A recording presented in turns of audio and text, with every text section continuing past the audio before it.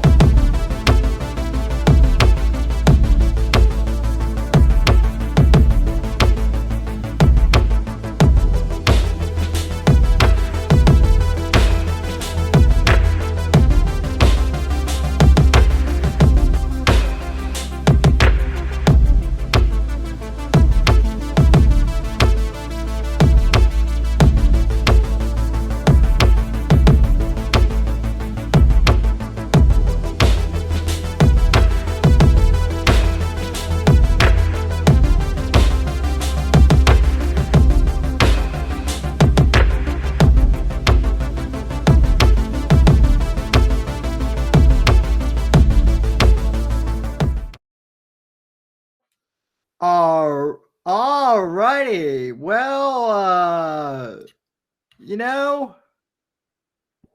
it has been a week.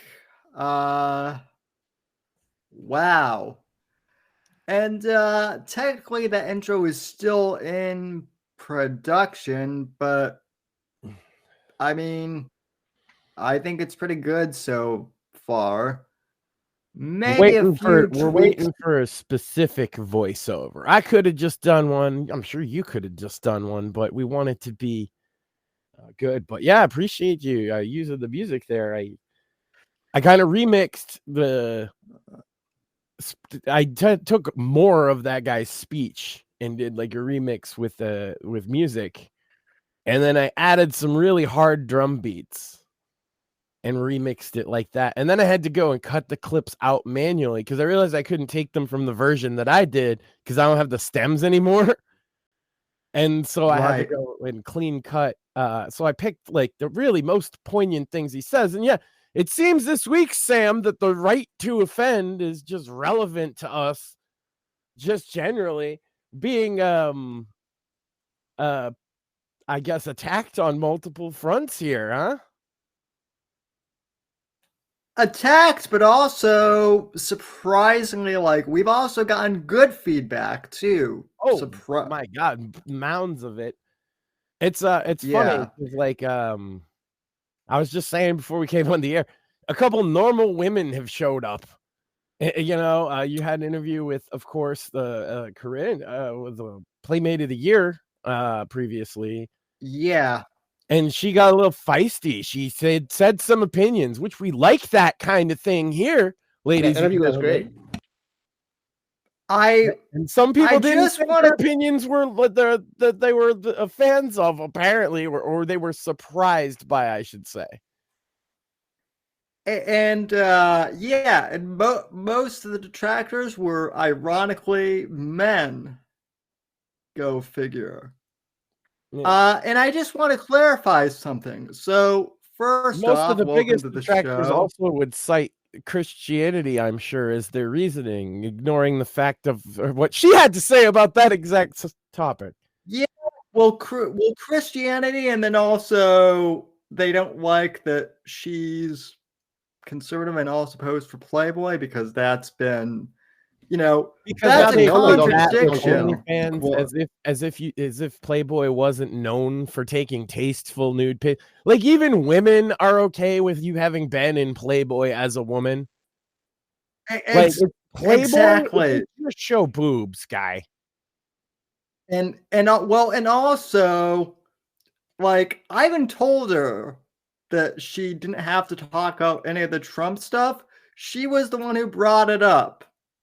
Okay? And that literally, like, and then she I've just been was off. I looked at the time. Yeah, also, Sam's interviews are usually 1 hour, ladies and gentlemen, right? They're usually very poignant. two at the most. This was 3, and then some. And I'm looking at the timestamp, and I'm like, oh boy, it's a good one. People should check that out. Yes, please do. And also, you know, even though I write, I guess I'm not even really sure if I can call the Fourth Estate. Well, it is men's fiction technically, but like more like your wife has read it. Karina has read it, which when she said she bought a copy, she texted me like a couple weeks ago. I was surprised, although also not really, because like her dogs, if you follow her on Instagram, she has a lot of pictures of her dogs. One of her dogs is named after Tom Clancy.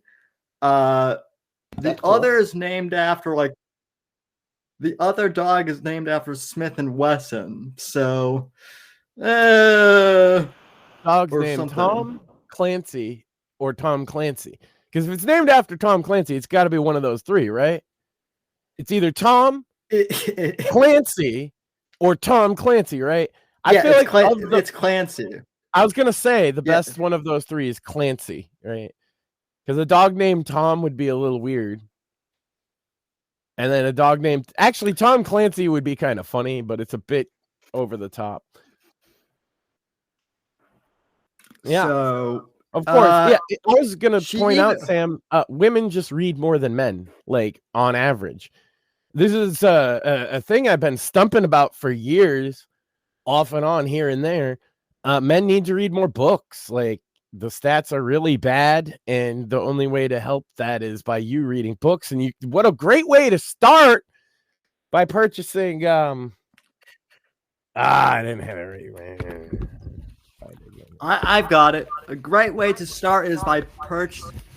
I ruined my promo, Sam. The Fourth Estate, which, let me fix my hold on. I had it until I had to look for the book. And I was like, oh shit, where is it? It was here. Just okay. Let me fix my. So yeah. Also, we got okay. Oh, there you go. Yeah. Yeah, like I read books too. Joe Fisher says that he reads books. A lot of men do. Unfortunately, on average, a lot of men don't ever, right? And the numbers look bad. And so, like, if you're selling a book, odds are, please, GB. Odds are some women are gonna buy your book just because women read books more than men.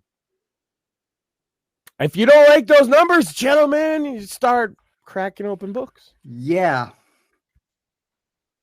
I know my wife does. I know all her friends do. They all like women read. A lot of women. Yeah, It might be romance novels or some trash, fiction like Twilight or whatever, but they're actually reading. What are men doing? It's not like, what's the popular men's fiction books of our time? Not young men, not children, but men. What's popular men's fiction? It's all the guys you're talking to, Sam. Because it's not as popular. Jack Carr, I would say. Right. It's not the big publishers don't push it nearly as much. That's why all these guys are going independent or doing it themselves. Because men's fiction isn't pushed at stores. And they'll justify that by, well, men aren't reading books. Right. People read on the internet, they think it's the same thing, but it's actually not. No. So, it was really cool to have her endorse the book pretty much, which I did not expect that either. But hey, Ian Fleming based the original Bond girls off of Playmates, and I actually had a Playmate endorse my book, so that's pretty cool. And yeah, so that's awesome. Well, and that was a time but when you were allowed to have beautiful women around. Apparently, that's not okay anymore. Yeah, and it's a twofold problem, right? It's like there's the young women really don't like a hot girl, which is weird because like all the women I know do appreciate that kind of thing, and they'll point it out. And they don't get weird about it or anything. They're like, oh my God, I wish I had her hips or her whatever. That's like, I don't know. Like women aren't like, oh my God, I hate pretty women. I can never look at one because that's weird. But apparently that's how the young girls are because that's what they like to put for women. right. But Bond girls famously is like a whole genre, right? Started how many careers being a Bond girl, right? Yep, pretty much. At least a half a dozen, if not more. Mm-hmm. And they're never really. I'm sure there's exploited. someone with more from. Yep. Nope. The other thing I was surprised. The other thing I was surprised by of being a strong woman. I'm sorry, Sam. Just want to point out that they're all generally strong, independent women. The Bond girls. Yes, almost all of them. Strong and independent, Now, but that doesn't count you can- nowadays. Right. Yeah. Now every strong woman has to be a Mary Sue in Hollywood, which is unfortunate. Mm.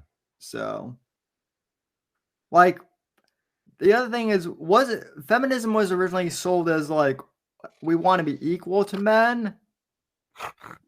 Chibi in chat got me dying. She says in all caps, "I'm a strong, independent woman, and I don't need no bear." That's awesome, Chibi. Oh yeah, I see that.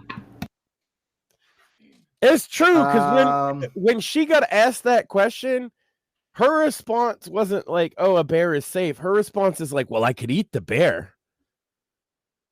It's like she's already assumed she's gonna kill it. That's a whole different level. She picked the bear. She picked the bear because she has so much confidence that she will overcome the bear. And that she could eat it, and she didn't want to eat people. That makes a lot of sense.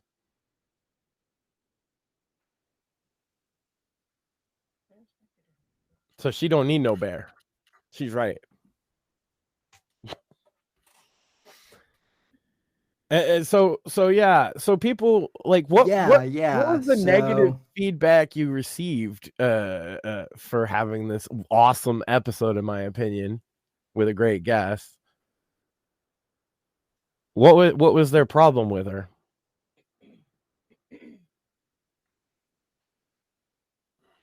Are you there, Sam? Yeah, no, she was.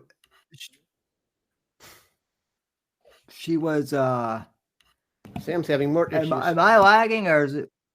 I think you're lagging. Yeah. Is it? I'm pretty sure it's a pretty. Okay, let me.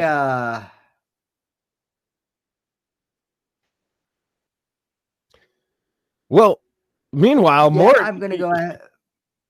Mort got attacked. Yeah, you could fix that. And I'll talk to Mort for a second here, and we'll keep it rolling. Mort also got attacked. What even happened? My understanding is, I think Sunday night into Monday morning, Sam got an email. A DM on Twitter saying Mort was never this political until he met you. Blah blah blah. And then apparently, according to Sam, this person got fucking cold goddamn feet because they apparently deleted the DM and their account because I asked Sam for a screenshot of said DM and he couldn't provide it for me. So I have no idea who the fuck this person is, which got me all hopped up because I would think at least the people that have been around me for any significant amount of time would know to fucking come to me if you have an issue. Well, yeah, like really. Also, you're not that outspoken or that. This is the thing that drives me wild. Is like you're very much in the center. It's not like you're even a Republican.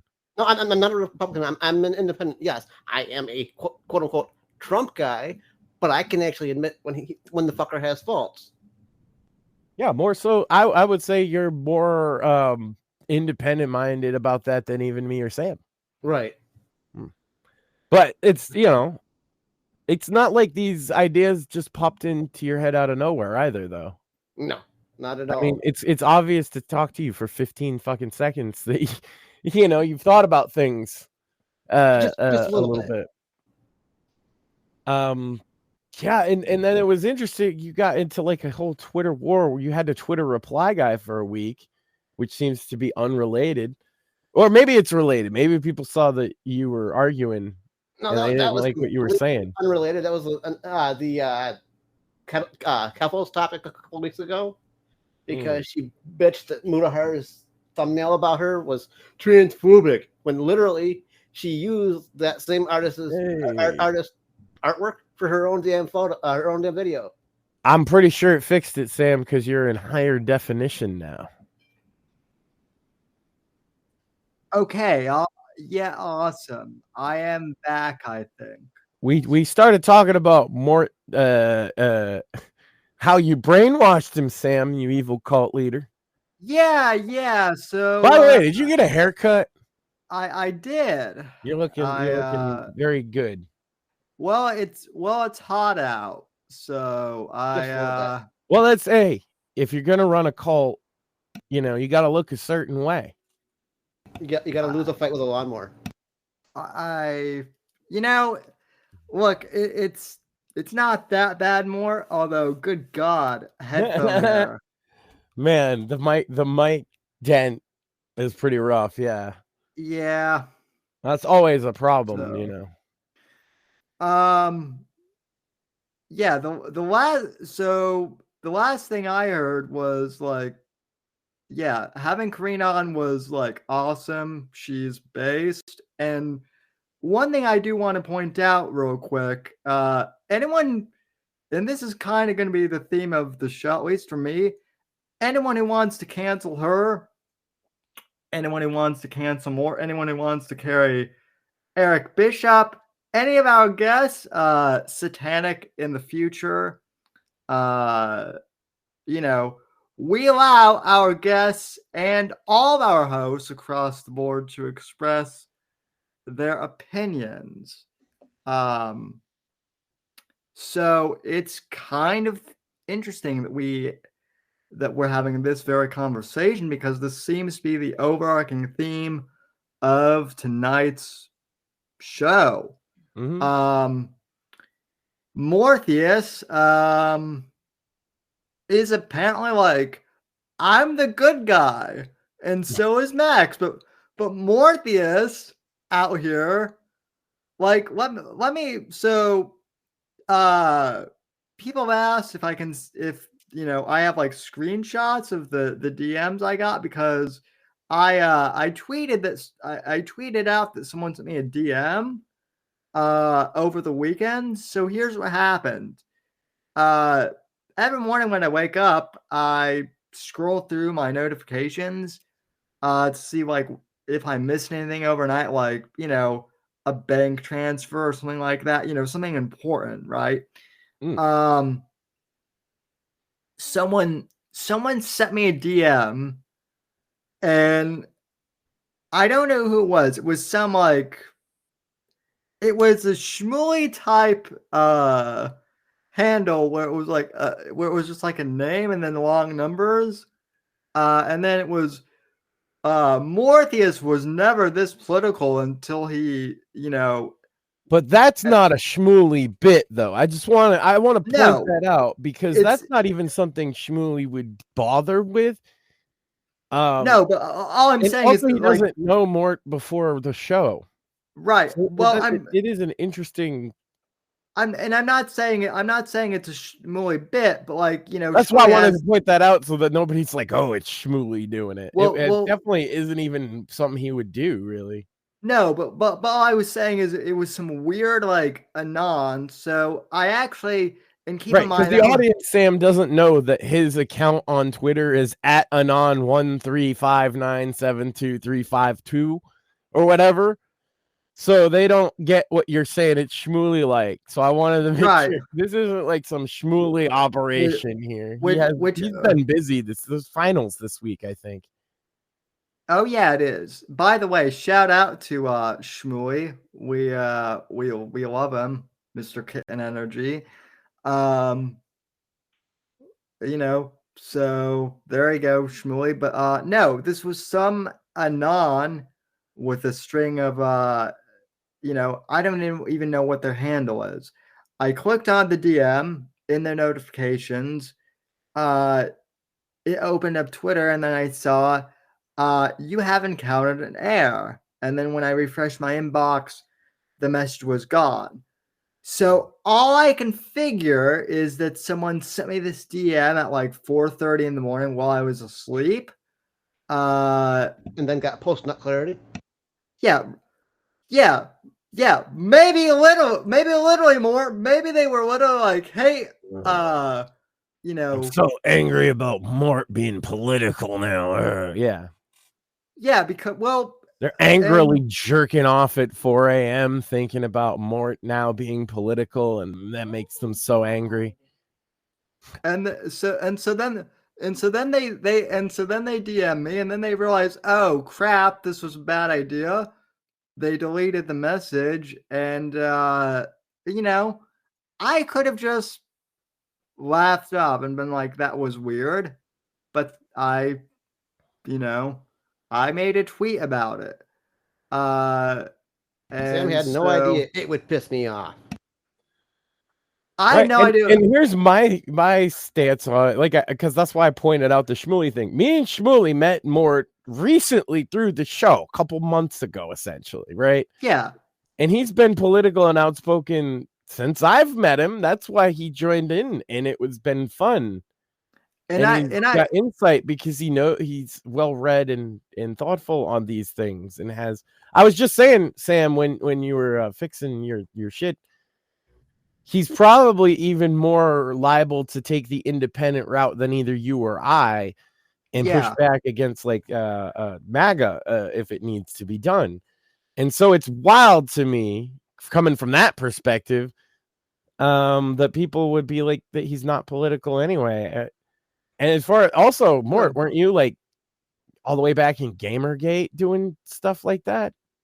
I wouldn't say I was Gamergate per se. I was kind of behind the scenes partaking in gamer culture back then. Sure. But I wouldn't say I was part of quote unquote saving games at that point. Right. You weren't out there, in the trenches doing the game. I was a gaming normie at that point still. Right. But you've mentioned a couple times now, and I think this is the meat of the matter. 2020, you've mentioned is kind of where you started being more open. So, the floor is yours, man. Like,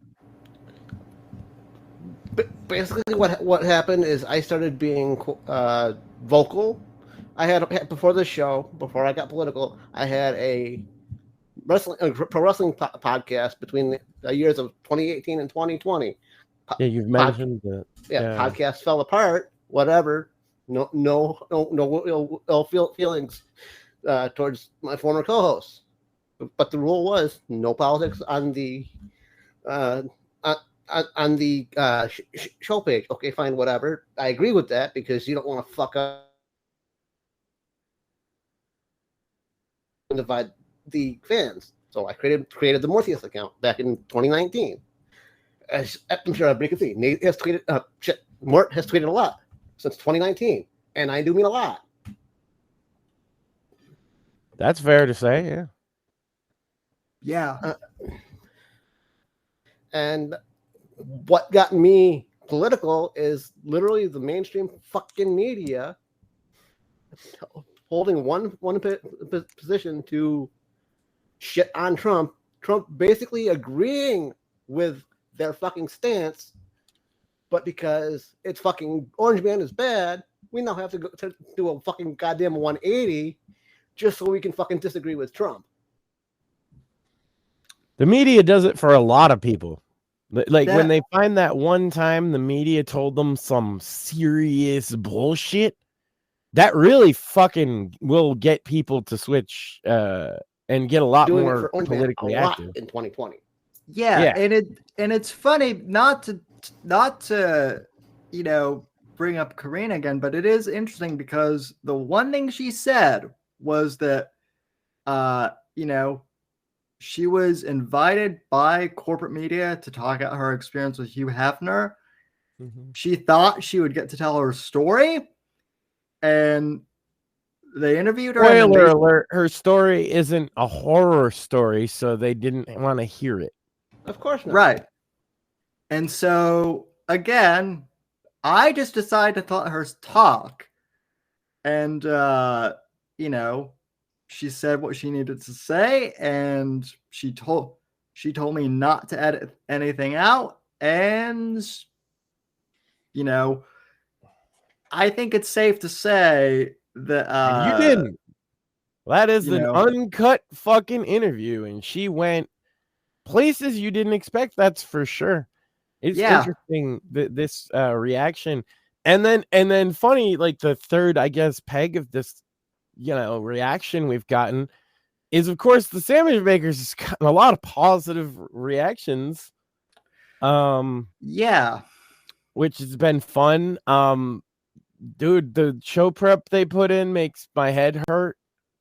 Yeah. They had me moving around avatars, literally, like that's why the show was late. They all wanted, so one of them replaced the avatar, and wouldn't you know, women.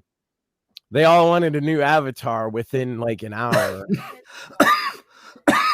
Well, apparently women can also talk a lot, like for 3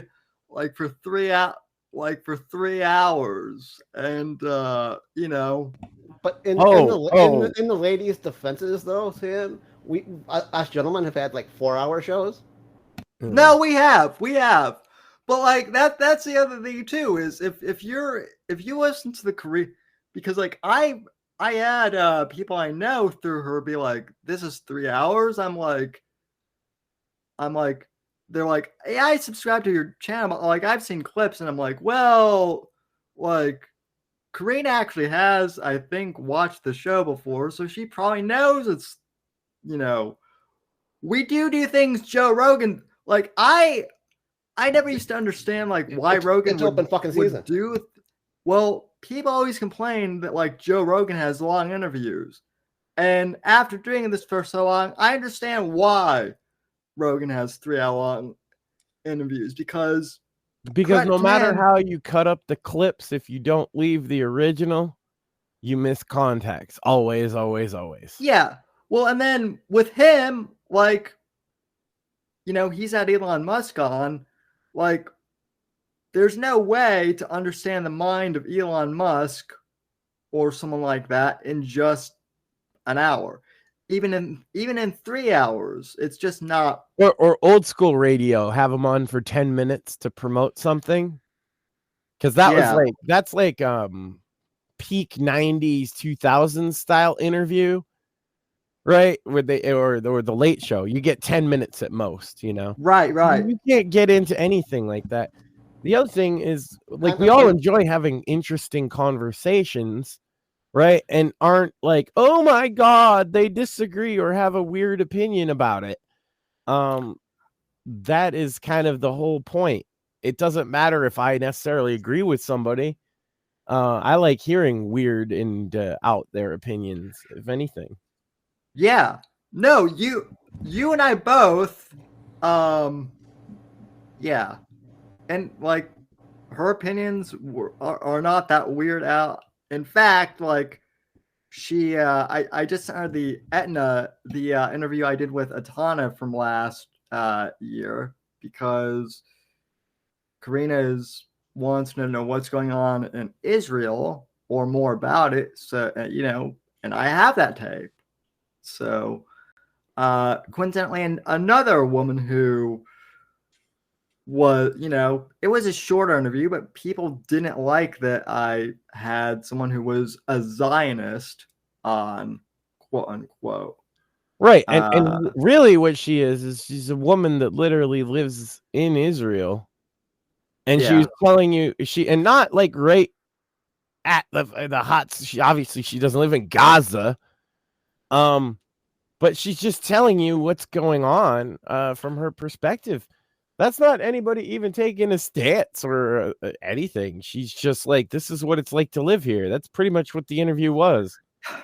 Yeah, and yet that was considered controversial, but yet like the stuff that should be considered controversial now isn't. My stepdad and I were talking about this. Trans kids is fine, but don't you dare talk to a normie in fucking Israel, you bastard. You're right. I wanted to point out as well. Roman Dip in chat said, better to have a weird opinion than an improved insane opinion. Yeah, because the opinions being pushed by mainstream media oftentimes are so fucking backwards, right? That you can't just, if you think for 5 seconds, you're like, wait a minute, that's insane. Cancel, dox, fire, and harass, and even kill anybody that won't take the vaccine is a bit of an insane position. Oh, and I'm going to jump in here there, Max. The other thing that pissed me off and got me, quote unquote, political in 2020, we all know I live in upstate New York. The fucking piece of shit at the time that we had as governor fucking Andrew goddamn Cuomo, decided instead of giving Trump a win and using the fucking Navy hospital ship, decided to shove COVID patients into fucking nursing homes with his fucking stupid bullshit executive order and kill tens of thousands of elderly. I would say it sounds like Cuomo got you political a lot more than Sam ever did. Cuomo, just by the fire and passion in what you just said, that's obvious. Cuomo deserves to be on fucking trial at minimum for a negligent fucking homicide of tens of thousands of fucking elderly. It's hard to argue that you're not. There should be an investigation or something. Something at least. Yep. No. He touched some boobs though. Yeah, so he needs to that's why he resigned. Forever. Fuck the elderly. He touched titties. I like touching titties too. Yeah, we all do. I think we all like touching titties, Mort. I think. Well, yes, but it had to be fucking said. Straight men like touching fucking titties. That's true. Not Usually we prefer to do so with consent, which was a problem that he had. Also, I'd like to point out that Karina just mentioned Bill Clinton offhand, and because I was clipping, you guys have ruined Bill Clinton for me in the sense that whenever Bill Clinton is even mentioned, I think of now. Yes. Hashtag pussy smoke. God damn it. That's all I can think of. All I can think of is Bill Clinton sticking his thing into Lewinsky and smoke coming out, and it's hilarious. And yes, I know. And by the way, Maxine Sand was the one to come up with that joke initially. Oh, thank you, Sam. Jesus. Well, and she hates it now. Yes, I hate it. I mean, it's true though. Jeez, I try and give a woman credit, and Even. you know. Hey, you said they could talk a lot, right? And she immediately said, "Oh yeah, well, get ready this week." Apparently this week, Sam, they're talking about fan fiction Oh, jeez. and Stranger Things. Oh, Almost as bad as okay. Rule Yeah. 34. Which I'm I pretty might sure have- it is literally Rule 34. They call it smut. I think that's the same thing. Yeah, pretty much. I might have to watch Stranger Things because I've actually, despite all the 80s stuff I love, and I know that this is gonna confuse at least some of the audience, as much as I love the 80s like movies and what, I've only seen like clips of Stranger Things. So I might have to watch that. But ladies and gentlemen, we do have an ad for you this week. Make sure to download the Rumble app. Okay. Make sure to download the Rumble app. Once you download it, search for my channel and follow the channel directly on the app. This will make sure that every time you get a notification every time we go live. Click the link in the description or pin the live in the chat to download the Rumble app on your phone. It's free. If you prefer to watch on the big screen, it's also available for Apple TV, Android TV, Fire TV, Roku, LG, and Samsung TV. All you need to do is search for Rumble. Thank you very much. And the Rumble app has actually gotten pretty good too. So it's definitely worth checking out, I think. Definitely. But I know I've got it downloaded on my phone. It seems like more people chat that way too. yeah. So there's that. Yeah, and they've been great hosting the ladies over there. The boys on Bits and Bones with Mort. I guess I'm going on, huh? Yeah, because I did my Wati rant a couple of weeks ago. It's time for you to do your Wati rant there, Max.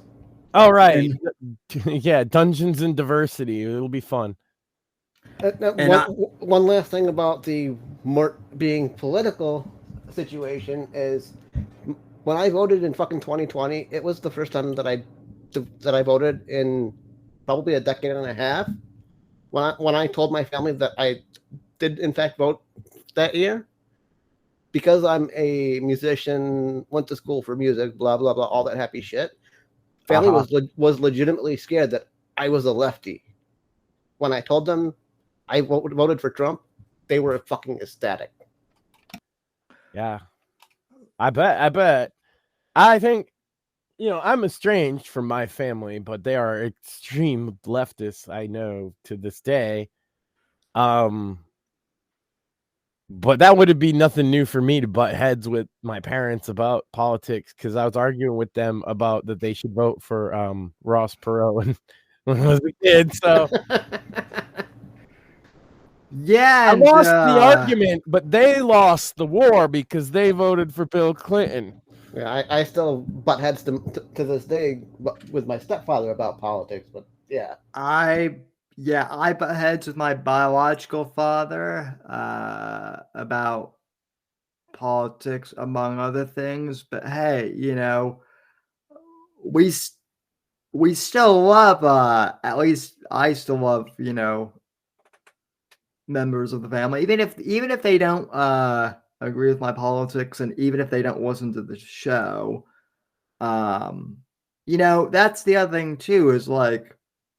Cutting people off over it's short-sighted, man. Yeah, we don't cut each other off. It's just we don't talk about particular topics.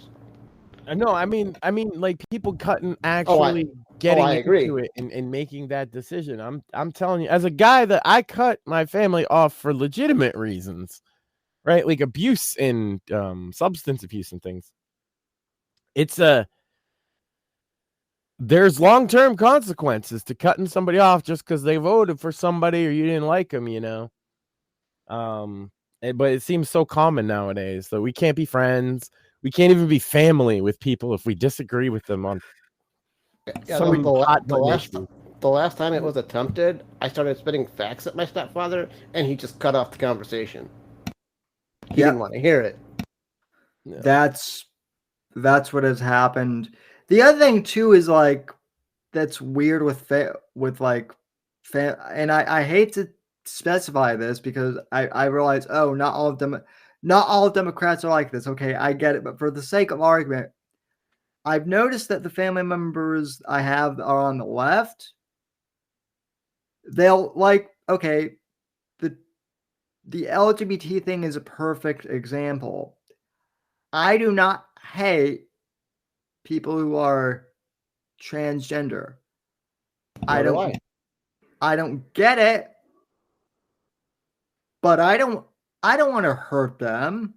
I don't believe it's as serious as they think it is. How's that? Well, I would agree with Max, that. you hate them then. You want Right. It's a no-win. And this is what I tell people is like these are activist traps to get normal people arguing with their friends and their family. It's a trap to say like, oh, well, you have to accept, not only do you have to accept trannies, but lesbians have to accept them as women too. exactly. And how far can we push you? How far? So now lesbians have to let men have sex with them.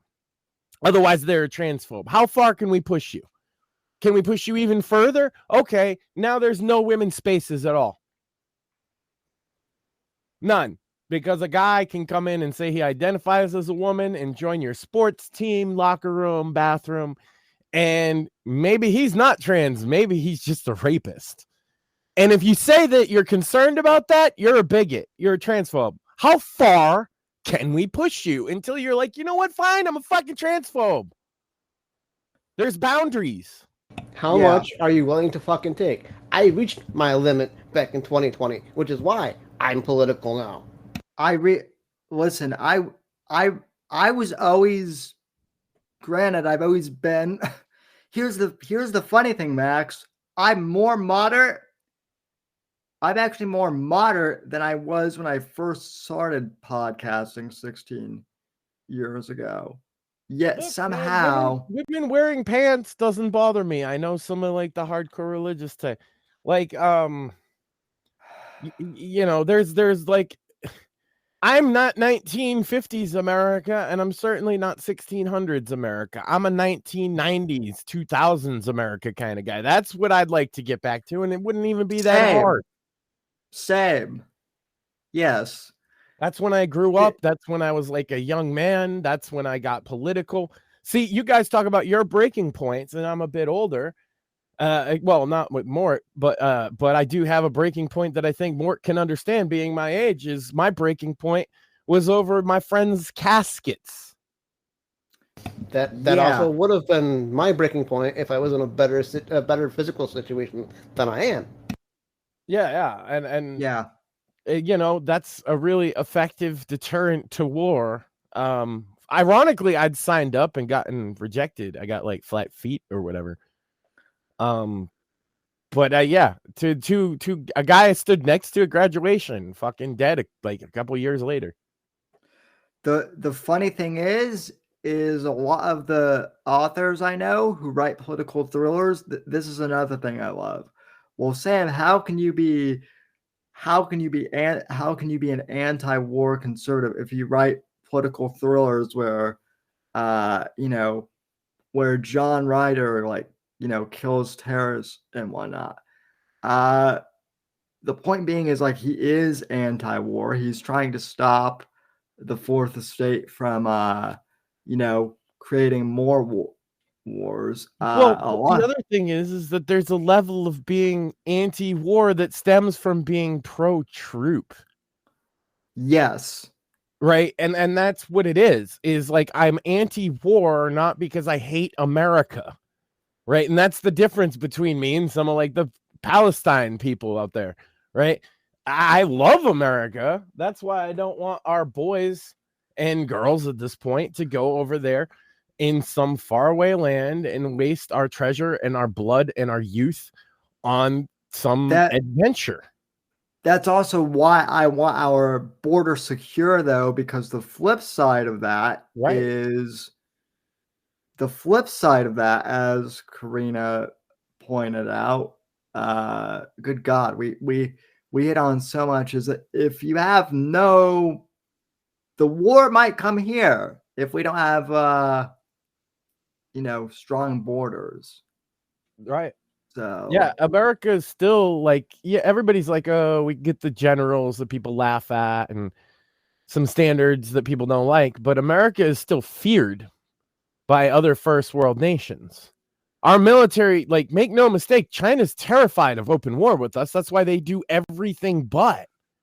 They do everything to fucking subvert us, but won't come head on.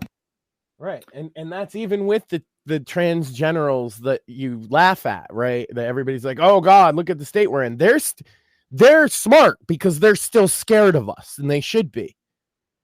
The trans general aside, like, our military is a formidable force, and it should be, but it should like, it's, what do you use it for? This is the problem that the founders argued about a standing army in the first place, right?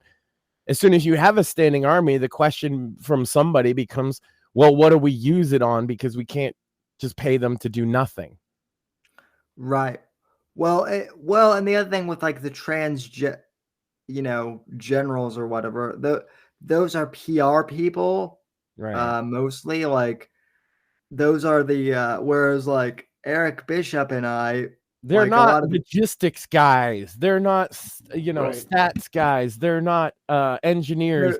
They're not civil service corps. They're none of those things. They're literally the HR department. The problem with them being the HR department is that makes recruitment fucking hard. Yeah. Mm-hmm. Yeah. They're not the door kickers. Because I know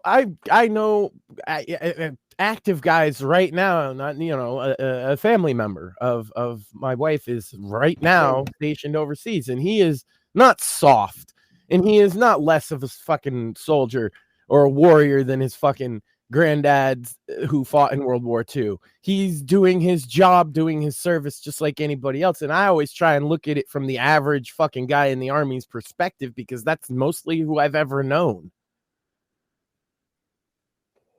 Mm-hmm.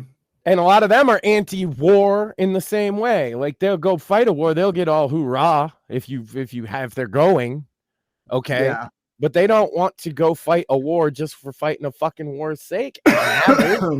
That's dangerous. They can get paid not doing that. Given the choice, they would probably, choose not to have war and to serve their country both. But sometimes that's not the option. If you're going to serve your country, sometimes it involves fucking violence. It involves war. It involves shooting and blowing things up. And like, they don't tell you that when you get home, you might think of, even the drone pilots, right? They don't tell you when you get home, you might have fucking nightmares about the fucking the village you bombed. Right. Even though it was on a fucking screen, that those are real people. It hits you in the middle of the fucking night. You know how I know? Because I talk to fucking veterans. Same here. There's actually, we mentioned Tom Clancy earlier. There's a scene in Patriot Games with Harrison Ford and that was back in the 90s, where he goes into the video, I can't remember the term right now, but the tactical room where they do drone strikes, and not a word of dialogue in that scene, but it disturbs him. And in the book Patriot Games, they describe it even more. And people, and like a lot of normies don't understand that scene. Right. But it's what you described. It's the dehumanization of warfare. Right. Not that warfare is ever humanizing to begin with, but there's that extra level of dehumanization. So with drone strikes. I'm always reminded there's a show. It's really, really old now. It's a television show from the 60s called Combat. Just Combat. Yes. It's originally in black and white, and then the later seasons were in color. The writing, and you can tell the show's written by veterans. You don't even need to look that up. Of course it is. It's written by World War II veterans, right? But because it was in the 60s or the early, I think it was the late 50s, early 60s. And so it was written by, for, and everybody, for veterans that came back from the war, right? Like a show about the war. How did Combat handle things like the enemy and dehumanization? Combat had episodes where they captured a Nazi medic. There's one famously, and he speaks a little English, so the medic is their medic is talking to him. And at the end, they have this prisoner, and they get into a shootout with German soldiers, and he says, "I have to go save them. That's my duty. I swore an oath," because he's a medic, and the other medic lets him go, the prisoner of war, because he understands. Oftentimes when they interact with German citizens or even German soldiers outside of shooting at each other, when they're talking in that show, they get across the point that those soldiers are also just like them. They're young men serving their country, right? And that's why war is stupid. Right. Yeah. And that's a message that's always stuck with me. I used to watch it, when I was young. And it's very well written. Another time they find a German baby, right? And they don't know what to do because it's just a baby all by itself, right? In a village full of dead people.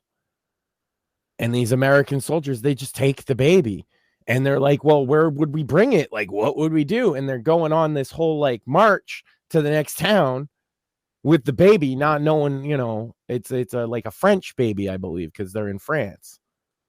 And it's heart-wrenching because that's what real war is tough decisions and people dying. That's another thing. In Combat, sometimes main members of the cast just die unceremoniously because that's what happens in war. That was you mentioned Combat. I think the closest thing to Combat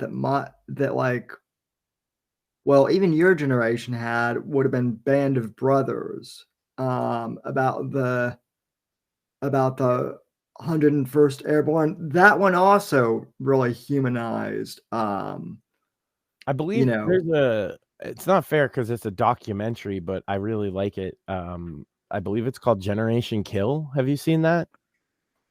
It's been years, but yes. Yeah. And that's basically what real Iraq is a bit more like for those guys. Of course, it doesn't even do justice to, I again lost friends in Fallujah specifically. There's a crazy battle if you think about it. Because that's where me, Sam, as a history buff, I like to read about wars and stuff, collides with human being Max that's now seeing his friend in a casket. When I look at what he went through, what that battle was like. Do you know what Fallujah was? It's the only time we did this in American history. It was a surge to get the Taliban out, if I remember correctly. House by house, door by door. door, and we told them that we were coming to do that. And so some houses would be a bunch of innocent people, a family that just couldn't get out in time or whatever, hunkering down.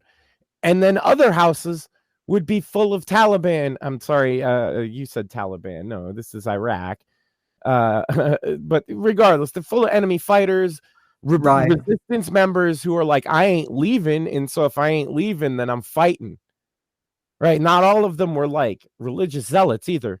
Some people were just like, you ain't telling me I ain't getting out of my house. So you got an old man with a shotgun sitting behind the fucking door. You never know what's going to happen when you open a door in Fallujah, but you got to go through everything. Think about the stress, Sam, of a SWAT raid, right? And everything that goes into doing that for one house. And our boys did that for the entire city. Yeah. And that is why war is fucking crazy. But I can't take away from the men. They rose to the occasion. You know what I mean? They did what needed to be done, despite how dangerous and impossible it may have seemed. And that's why, like, you can look up to it. But a lot of those men should have never been put in that position to begin with, is my point. They were young guys that were willing to fucking do whatever it took. But what for? What did that all add up to? What did their mountain of bodies even get us? Well, after the disastrous pullout from the Middle East, not a whole lot. But Sam, he died in my one friend died in 2005. And the disastrous pullout happened, a lot later than that, almost 20 years. I know. What did he? What was it to show for it in the time before the pullout? Nothing. Yeah, nothing. Absolutely. And that's why I'm anti-war, because I'm pro-troop. I'm pro that guy.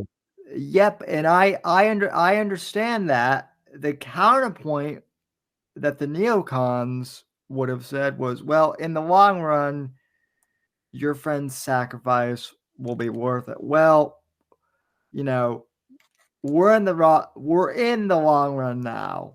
Okay, then, Elite. How about you send your sons, your daughters over there? And it's so worth it. But now, if I make the joke that maybe we could burn a pride flag to make a statement about corporate culture, even you guys are like, maybe, but that's a bit much. Like, that's what he died for. He died for a world where we can't even make jokes, and I guarantee you he would make jokes. Well, I mean, I did do like a flag thumbnail on Rumble when I talked about I saw. It was no, very... but I'm just saying, like, he's fought and died, and they say for my freedom, and I have less freedom than ever. Yeah. And he was a man. He had a name. You know what I mean? And he was the third. He was the third. He was John whatever the third, right? And there won't be a fourth because he was 18 when he signed up. And he died a couple months after. He died like 8 months later. He immediately got sent to Fallujah. Dead. Jeez. He actually was a building exploded, right? And he went back in twice, once to pull out a fucking person from his squad and once to check if there was anyone else in the building. And the building fell down on his head. That's real war, ladies and gentlemen.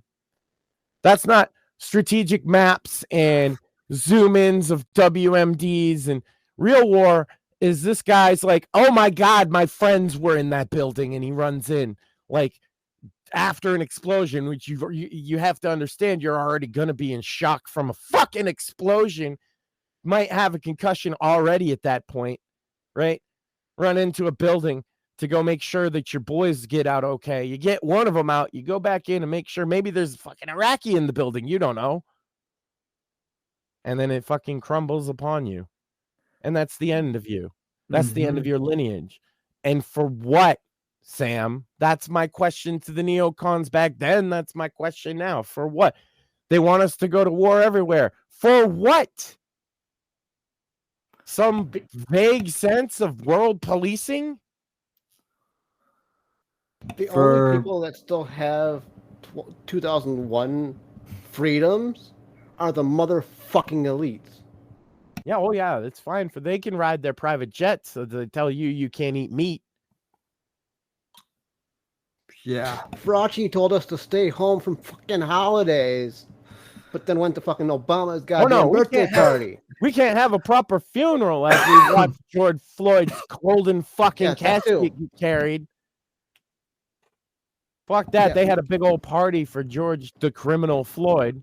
Well, also, did you see like Fauci fucking... This is another thing that like got me pissed off. Did you see that Fauci like fucking admitted that the 6 feet bullshit was all bullshit? Yeah, all he just fucking made those. Like even like fucking hell. That was probably one of the reasons why I got fucking banned off YouTube was for like saying that shit, right? How many children did that affect? How many old people are dead Yeah. because he lied? I Yeah, first of all, if we're prosecuting people for political reasons, why is Fauci not in Fauci for handcuffs? prison. Fauci deserves to be in prison more than any human being on this planet alive today. And I put that up against Syria. It's literally it's the Jesus test. Do we free Barbarous, the serial killer, or do we free Fauci? Let the serial killer out. Let's get that motherfucker. I would free literally anybody to get Fauci in prison. He deserves to be behind bars and potentially even given the death penalty more than any human being on the planet today. And yes, Or and here's a Fauci quote: "People won't get the vaccine for their political ideologies." well, and Max, I want to point out that for you to say that Fauci deserves the death penalty, like you're the most anti-death penalty person I know. Probably. I mean, I'm not. I just think it needs to be like really vetted first. Of course, I believe in a fair trial always when I say something like that. With a jury of his peers. But the crime of Mortheous mentioned this earlier. How many old people got sent to homes on his suggestion? My grandmother did, and listen, I realized how many people killed themselves because of isolation. How many children got forced to learn to speak their first couple year or so of school in a mask and have troubles? How many you can't count the damage that this man caused. Fauci fucked a generation of kids. Period. He fucked he killed a generation of old people. Yeah. Listen, my grandmother, Maxine, who just passed away earlier this year. Yes, she had dementia. But I can tell you that before COVID happened, even though I remember was starting to fail, she was still pretty sharp as attack. And I remember her calling me, Max, and I'm sorry, but I'm getting a little emotional here. I remember her calling me and telling me, Sam, I'm afraid I'm losing my mind being isolated like this. She knew she was losing her mind.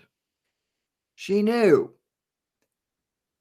And the damages of everybody with mental illness and addictions that people picked up in lockdowns, and like you say, isolation, especially on the elderly. That's why I get so hostile about Fauci, Sam. Me too.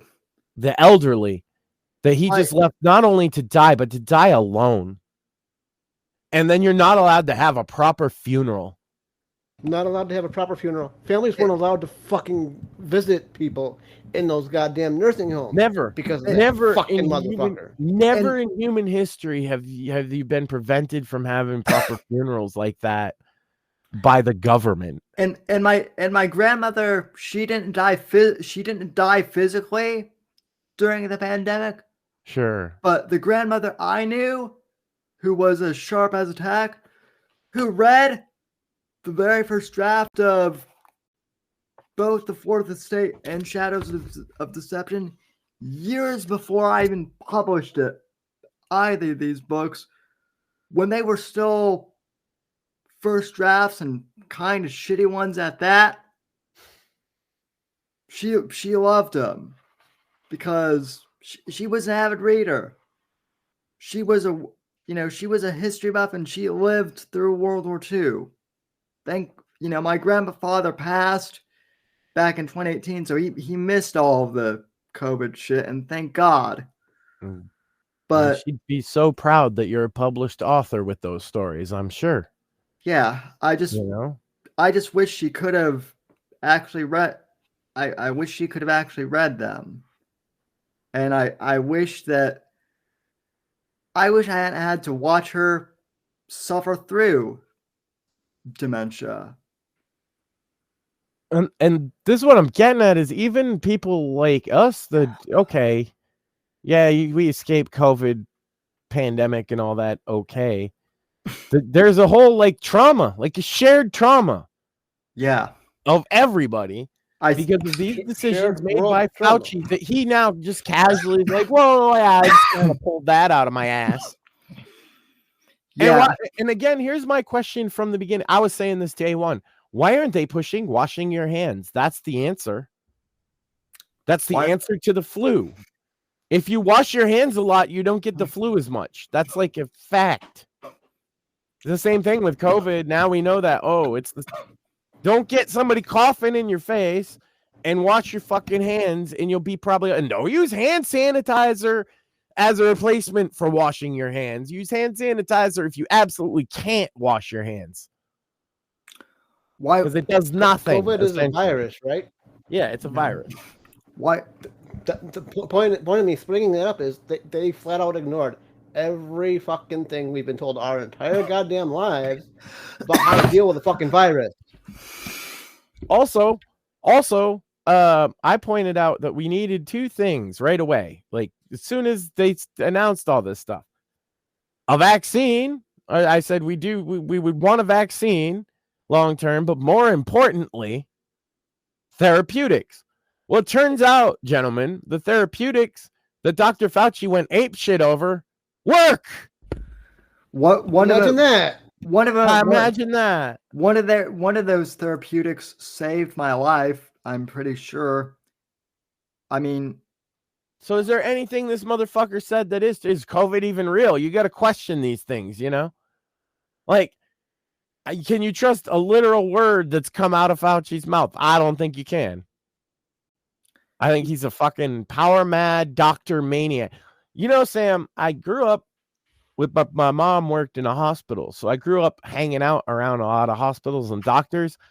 And there's this thing called Dr. God, right?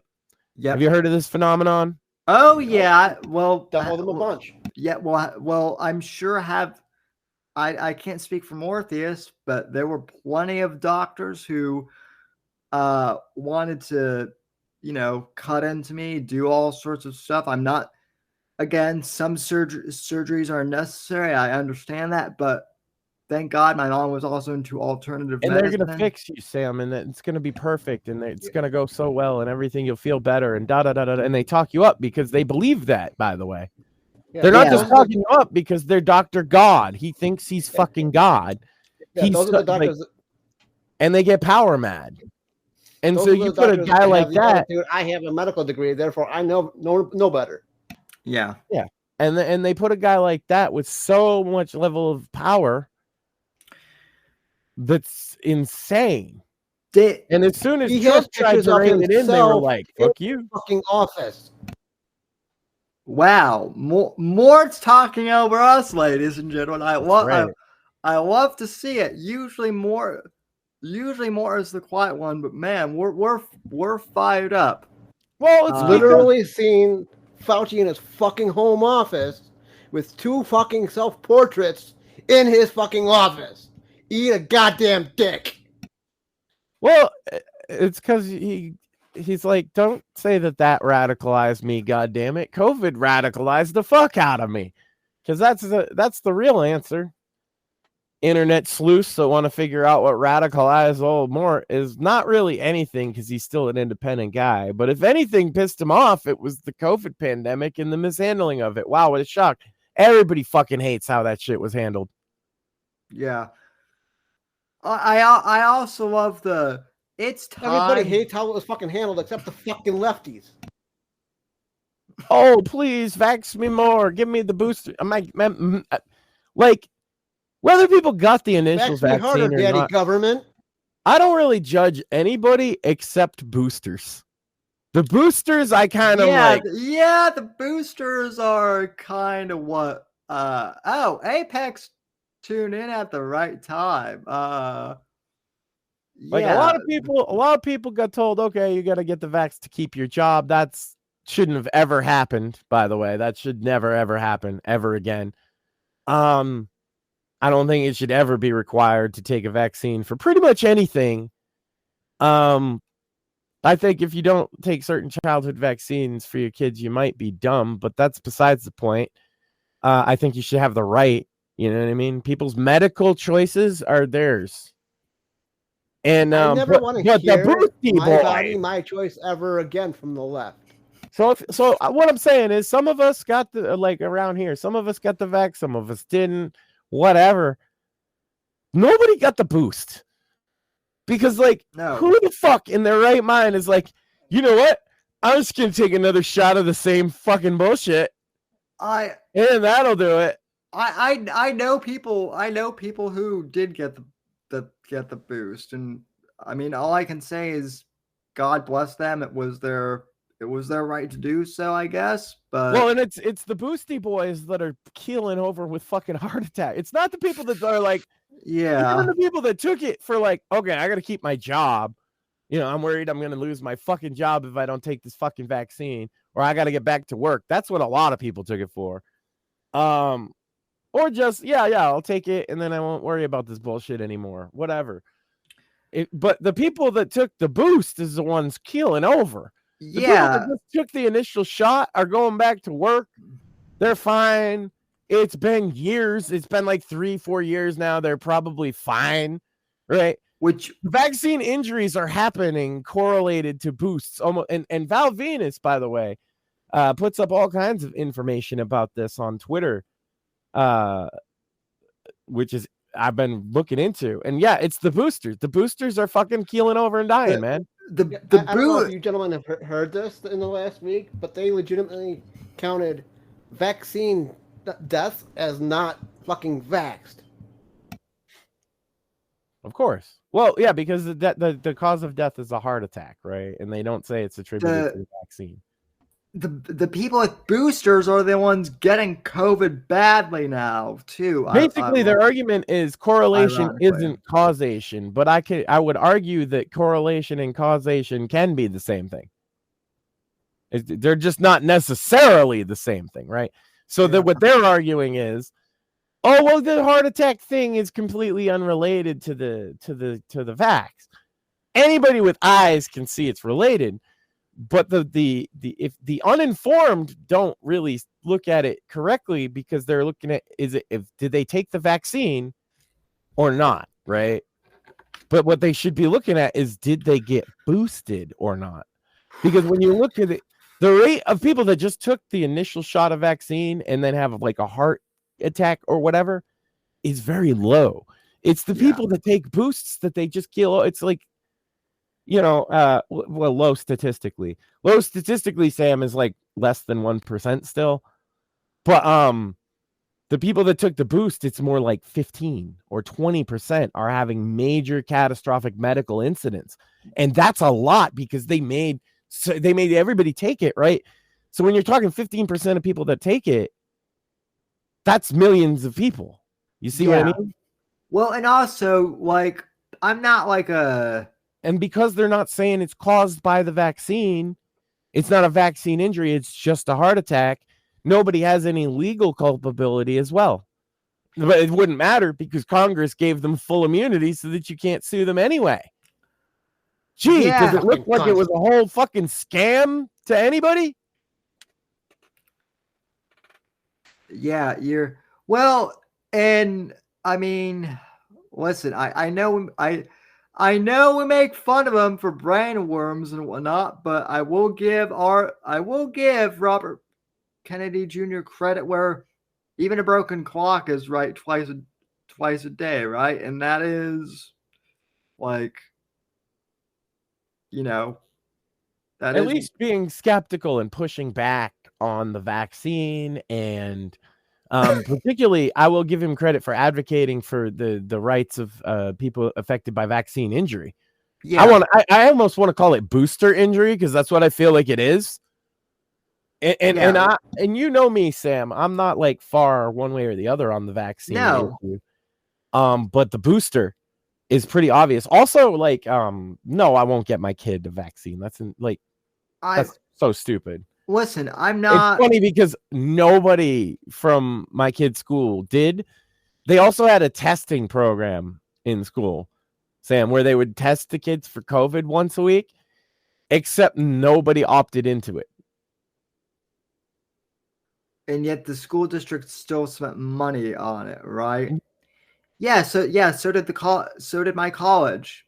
They spent money on it. No We one were like, fuck no, we're not going to get them tested at school. That's insane. my What, you're going to stick a swab up my kid's nose? He might punch you. He's a big boy. well, listen to this, Max. While I was in college, I had to do this stupid thing where like if I was going to go on campus, I like had to download an app with like a QR code, like and scan my phone and do COVID survey. Now I live close by my college anyway, right? But I was like, well, I've been doing online anyway. I might as well stay home because I wasn't gonna. Because they incentivized it for everybody. They used the carrot and the stick. Yeah. So now you can get everything delivered, and there's like all these. Oh, and here's $1,200. That's the carrot, which that was Trump's strategy. Yeah. If you like really look at it, Trump's strategy was the carrot and then open back up, close down because he's been informed that this might overrun the hospitals. That was basically what he said. Until at least we can come up with some therapeutics. The first thing Trump and Fauci didn't see eye to eye on was the hydroxychloroquine. Yeah, which by the way, like Trump didn't. Oh, go ahead, Sam. Oh, what I was gonna say is I still get Trump believed in like dunking. He thought that Clorox bleach could kill the virus. No, Trump is not. Like Trump's not stupid. Yeah, he said to inject bleach, and it's like that's not at all what he said. But the big thing is Trump said, if we get therapeutics and work towards later on a vaccine for the vulnerable, which was the original intent, by the way, that's how we handled the flu, right? And so all we got to do is not have the hospitals get overrun. That's why he get the Navy ship, as I think Mortheous mentioned earlier. All these things. And then it had been like a couple weeks, and he was like, well, okay, we got hydroxychloroquine. He talked about ivermectin and some other things. He's like, we have therapeutics. Let's start getting them out there. And Fauci's like, but I like power. So I'm going to fight every tooth. That's the point they split, was Trump said, let's reopen. We got therapeutics, because therapeutics was the important point. Like you said, Sam, saved your life. You, who is, I guess like technically like a vulnerable person, right? Because your physical disabilities or whatever, you're vulnerable to this disease, and those saved your life, right? That's what they were there for. That's what the point of it is. What do they do when people get the flu? They give them Tamiflu. Same thing. We just needed something like that for COVID, so you don't die of like dysentery. Well, it's funny because I took ivermectin, which I guess was horse medicine, but like I'm fine, but like Mersh was naying yet again. So I took horse medicine apparently. But like, I'm fine. By the way, like you guys, worst back pain, like when I got COVID, my whole body ached. It felt like I had fucking like steel boot on my back. Worst pain. And you know me, I don't complain of aches or anything, but like I was excruciating. I kid you not, 30 minutes after I took ivermectin, my pain was gone, and I could breathe again. So. All right. And I mean, look, for a lot of young, healthy people, water and some aspirin will do them fucking fine. And that's what I was saying. Like, we just needed therapeutics. But the conversation moved very quickly to we need the vax, we need it now, and we need it in mass numbers for everybody to take. And even that, you can still see Trump's fucking thumbprints on how he wanted to go about that. It changed, obviously, because if you remember, Sam, they wouldn't let him roll out the vaccine before the election. Right? Right.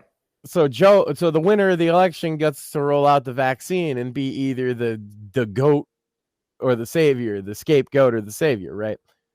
But Trump, if you remember, was a lot less forceful about the vaccine and specifically said he wasn't mandating shit. But Biden won that election, and then we got what we got. Now they're trying to say there's a bird flu. You think they're going to try and shut us down? You think people would shut down again, Sam? You know what? I don't. I think normies would revolt. Well, Max, it's funny that you bring up because normies revolted last time, Sam. We were told not to have fireworks, and you want to know how many fireworks we had in 20? They were just everywhere. Yeah. Well, you want to know how like pissed off people are now? The fucking the Black Panther, the leader of the Black Panther Party is now endorsing Trump. From what I've heard. I've been sharing a lot of like black guys that this was their last straw, like I said last week in the Gilded server. Does seem to be a thing again. Like I say, there's a type of black guy out there that knows what an unfair trial looks like and can relate. And also, if you have that innate fuck the man mentality like I do, and you see what they're doing to Trump, you kind of like, all right, well, I see which one of them isn't the man. Right. So who do I give the finger to? I think there's going to be another wave of middle finger votes. What I call that is they're giving the middle finger to the man by voting for Trump. They don't necessarily even like Trump or care.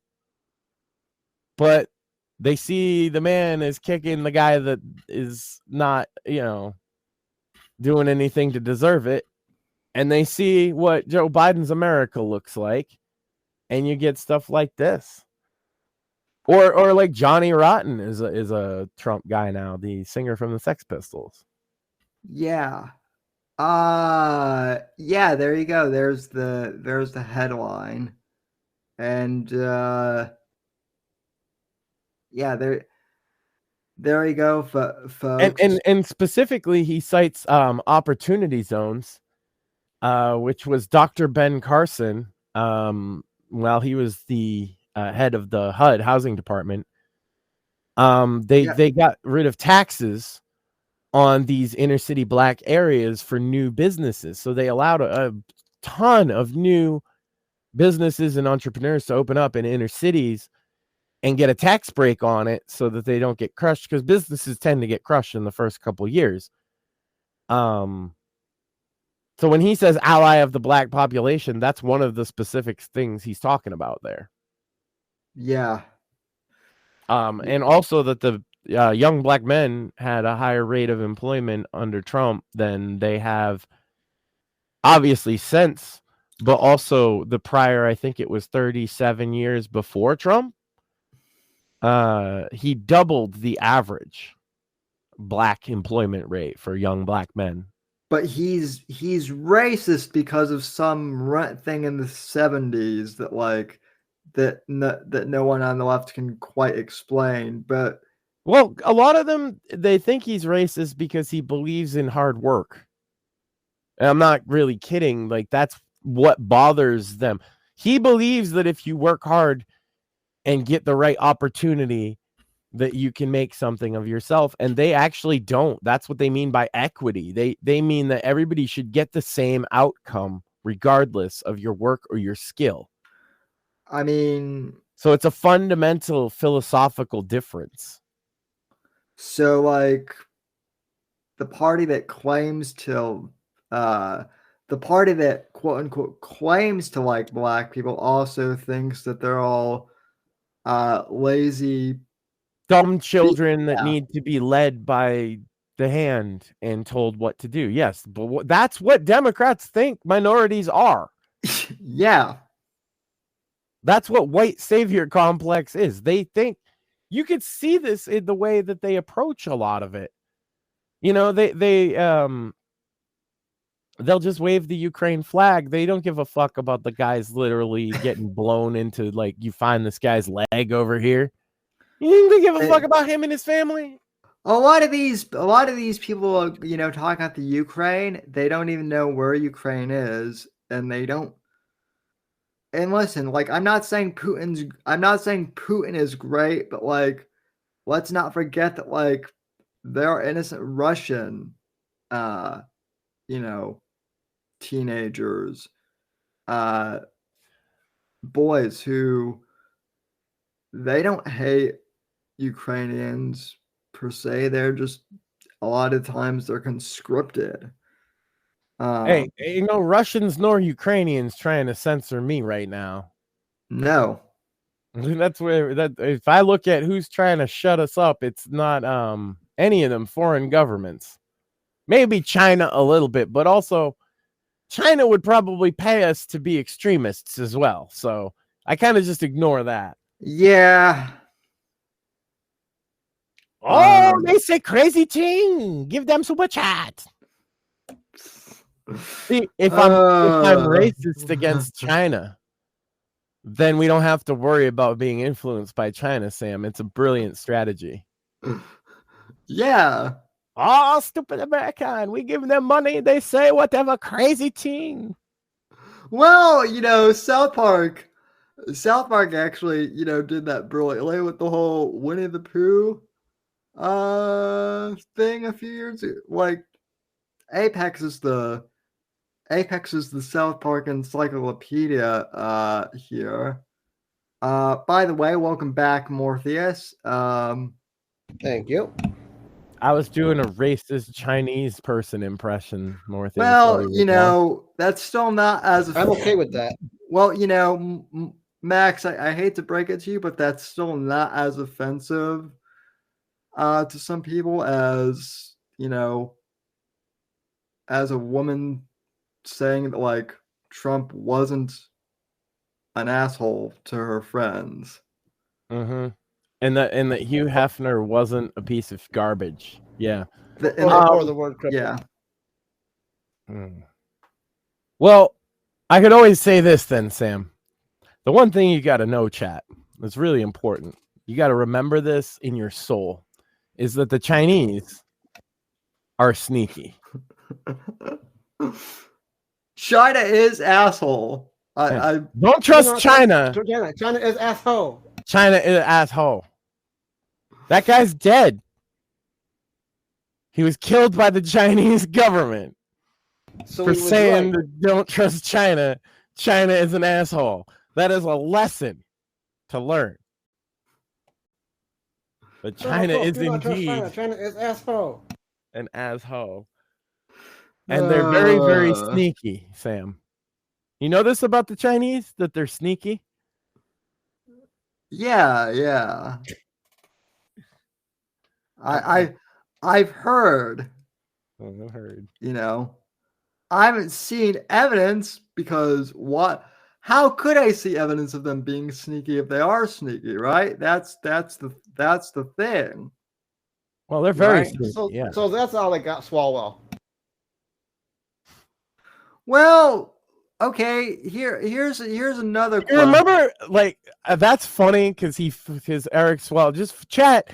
Eric Swalwell, a sitting congressman at the time, fucked a Chinese agent. But also, Sam, do you remember when Eric Swalwell farted really loud doing an interview? That was fucking hilarious. That's still the funniest politics video by I've ever seen. By the way, how many indictments did Eric Swalwell get? 34? He should have got indicted for that fart, bro. That was some foul shit.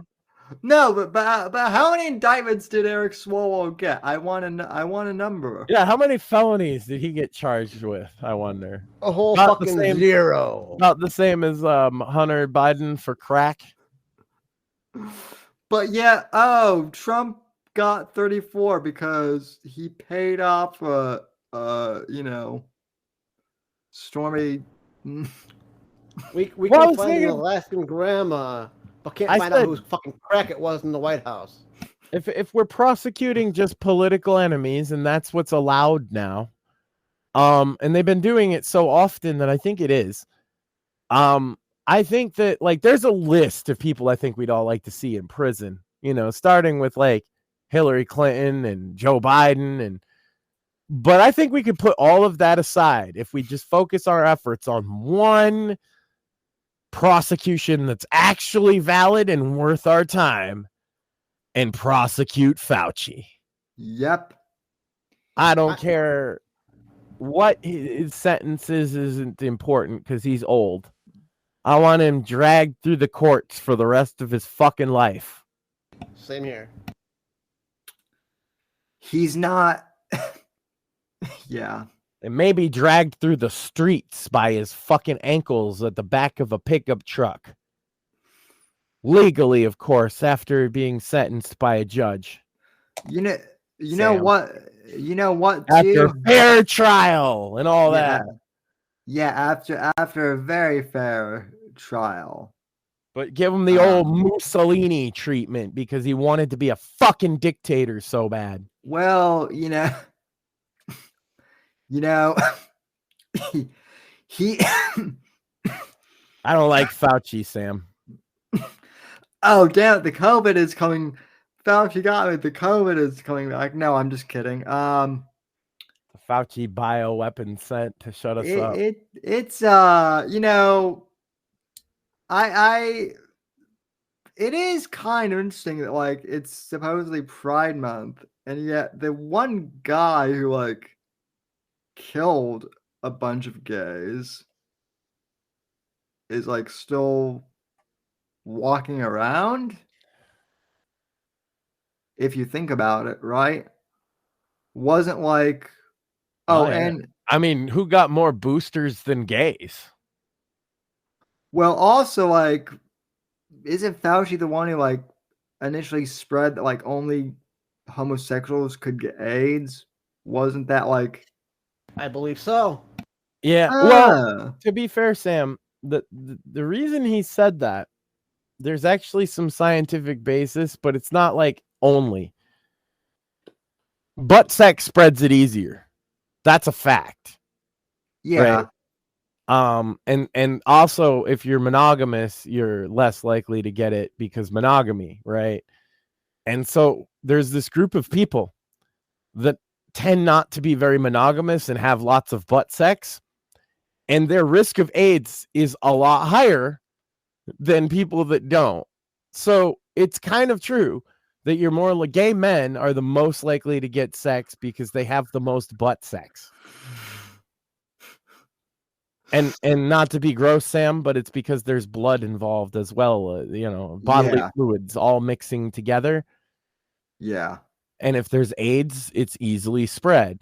Vaginally, it can still spread that way. It's a lot less common. It's much more common through anal or blood transmission, needles, sharing needles and things like that. yeah. Don't Which also the gay community, particularly in the 80s and 90s, liked to use a lot of drugs recreationally as well, particularly in San Francisco. So they were like a breeding ground for this virus. So happens, right? yeah, And then to say like, hey, gay people, you should be worried about this. And then the message did, kind of get lost. That also straight people, but mostly like if you're engaged in, see, that's what it should have been. If you're engaged in these behaviors, which is sharing drug needles, right, and butt sex, you should be wary that there's this disease that could kill you from those things, Instead, they were like, you get it just by being gay. And so I was like, well, I'm not gay, so it's good for me. Has the U.S. government ever been particularly good at fucking messaging? No.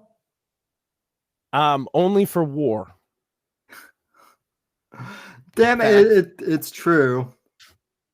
They got like look at those like 1940s like recruitment posters, right? Tell me that's not Government. Uncle Sam needs you. Yeah, that shit's good. So only for Yeah. war. They're bad at messaging on everything but war. In their defense, some of those posters are really fucking cool. But In their defense, I actually wouldn't mind having some of those vintage posters, but they'd have to be vintage for me to give a shit. also, like, I hate the Nazis, but can we at least admit that, like, Hugo Boss designed some cool... He made the best like villain outfits of all time. That's why the Nazis are so hate.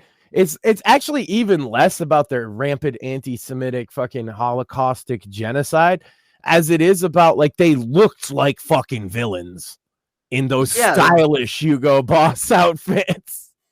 Yes. Whereas most of them probably had no idea about how bad the camps were. Like legitimately, they still get lumped in and looked at as horrific villains involved in it simply because their Hugo Boss is so on point. Think about it this way. Like Lemmy like loved Nazi regalia. Yeah. Not loved, but like he liked fascist symbolism, ironically. So yes, it's good aesthetics. That's what I'm talking about. I like it for the same reason.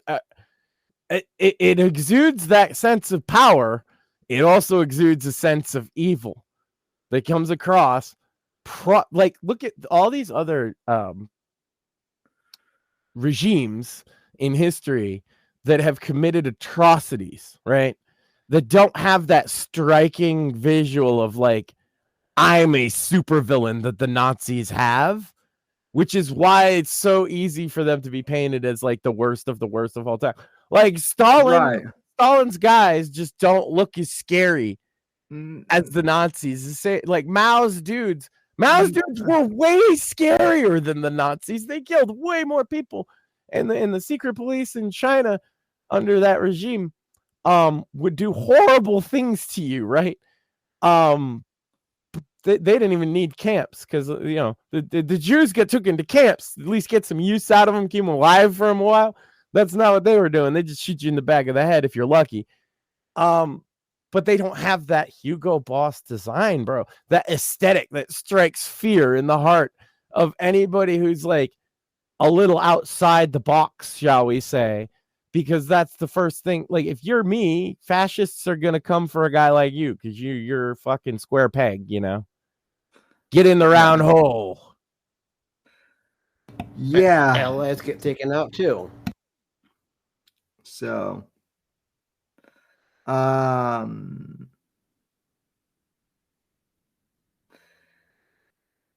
yeah. So I'm speechless at my glowing recommendation of Hugo Boss just because. I'm just like, damn.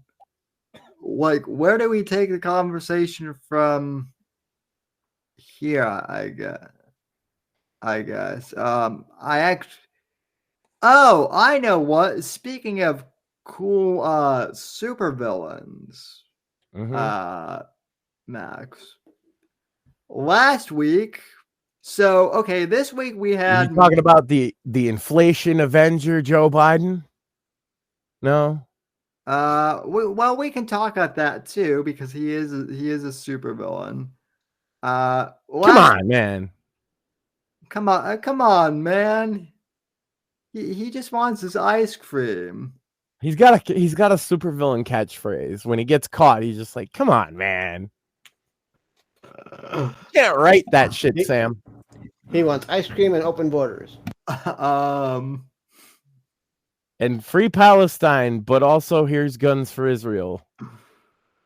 And also, See you at the polls, voters. yeah. No, go on about your villain, Sam. Sorry. Well, so this week Oh, we he had. pooped in front of the Pope. That's one issue of his comic book. Sorry, Sam. I had to cut in. He pooped in front of the Pope. Go on. No, it's true. Last week, so this week we had Mortheous like seething. Last week we had Mortheous laughing though at the at your reading of the Dogs of War, and I said this week that I would be doing a cover reveal for the Dogs of War. And Joe in chat says he pooped with the Pope. Sorry, my bad. Correction there. Go ahead, Sam. And it's interesting that we were like talking like Nazi uniforms and whatnot because Yeah, Chibi. well, let me see if I can pull this up without like sharing like GB says, does a Pope poop in the woods? But the real question is, when he does, is it a holy shit?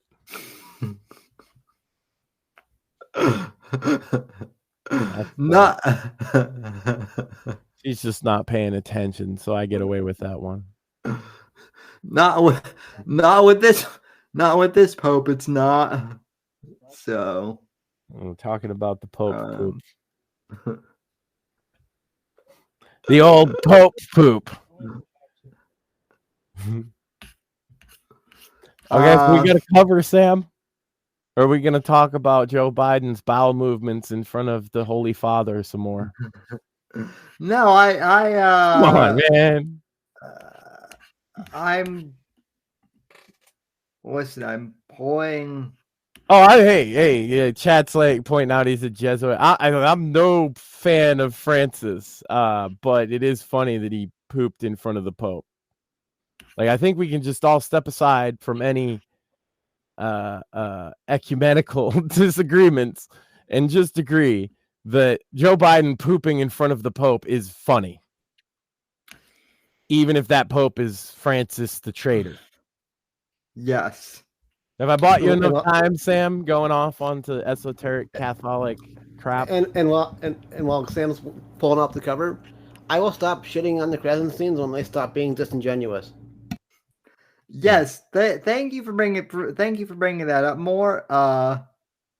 Because like yeah, if people are getting hurt by more like, see, and this is the other thing is like, I more post a lot of wholesome content like dogs and cats and like food porn.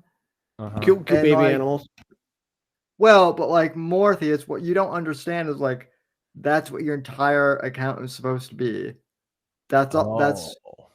That's all you. Mort can never be political. He can only do cute babies and fucking food porn. Yes. To which I would say, according to whom, and what's funny, what I love about you more is like you'll go from like cute cats one moment to like fuck the shitting on the Krasensteins. Yeah, literally the next moment, and I love it because like people, you know, you never the know. Krasenstein stuff gets me more. Sometimes I laugh like way too hard at that shit. Yeah, and then you get reply guys who just follow you, like trying to own you forever, and they can't possibly just let it go, which is the fascinating part. Or the reply guys that immediately fucking insult me and then want me to take them seriously. How about no?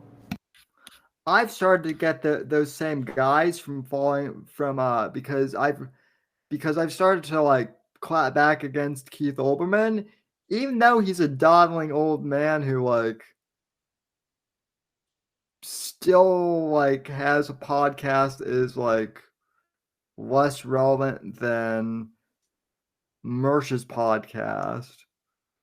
Yeah, But he's just like a left wing lolcow at this point. No, he's still entertaining though. But anyway, ladies and gentlemen, uh, this is the cover for the Dogs If you of can move War. Max, that would be great because I can't see it all. hold on, wait. I think I can do that.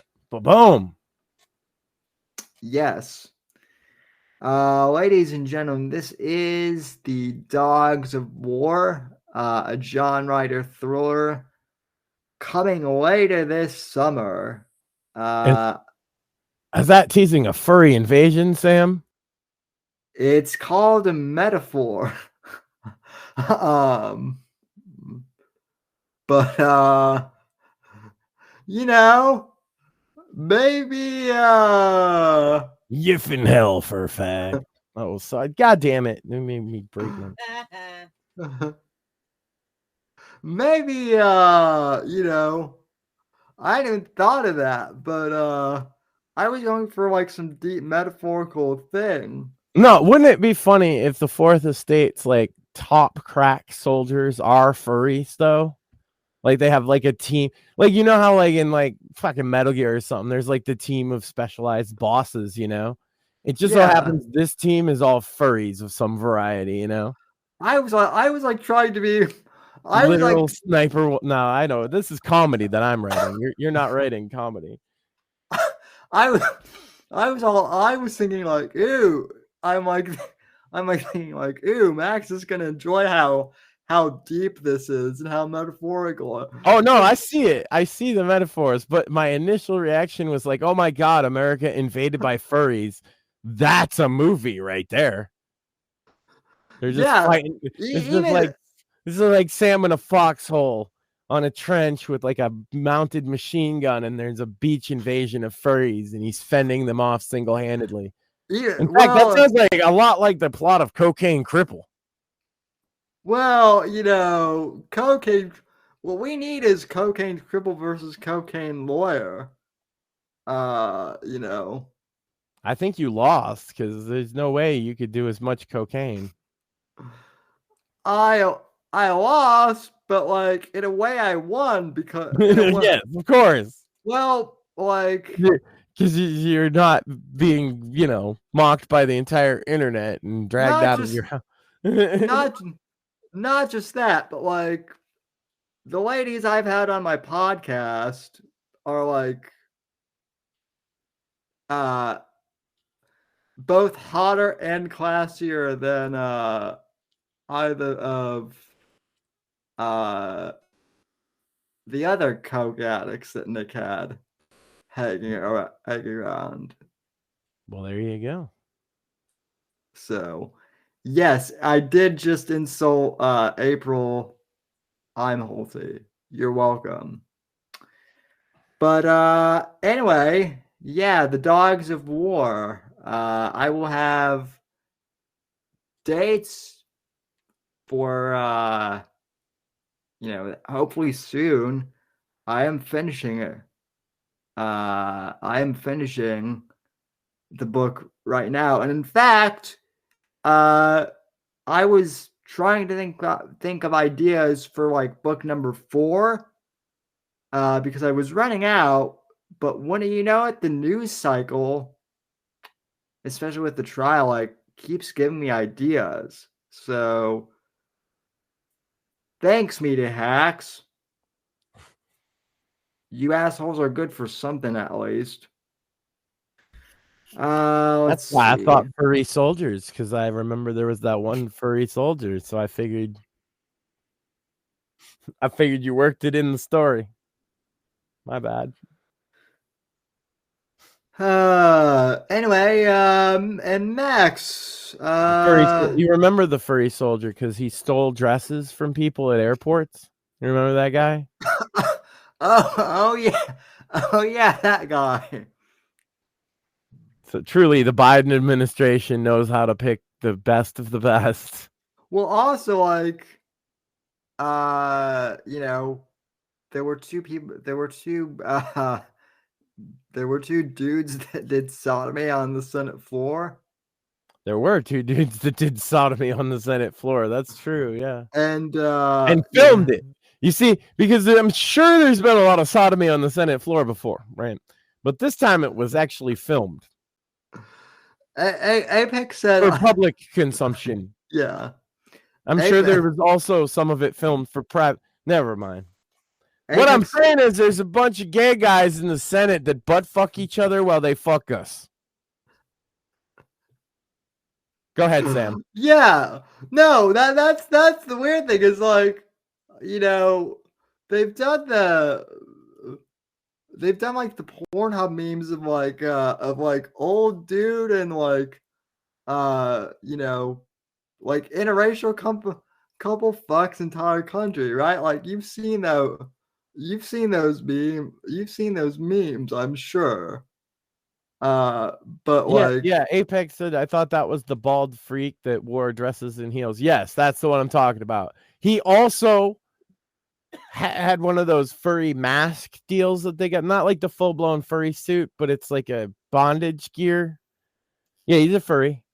He's into everything. You gotta be to be in the Biden administration. It's Pride Month, for fuck's sake. Oh, you don't like that he's stealing dresses? What are you, a fucking thiefophobe? You'd be better off asking what aren't they into. It'd be a shorter list. women's boobs. That's what they're not into. Like biological women, I guess. That's what they're not into.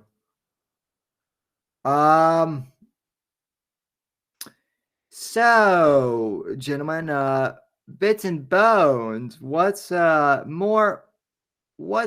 on? Bits and bones.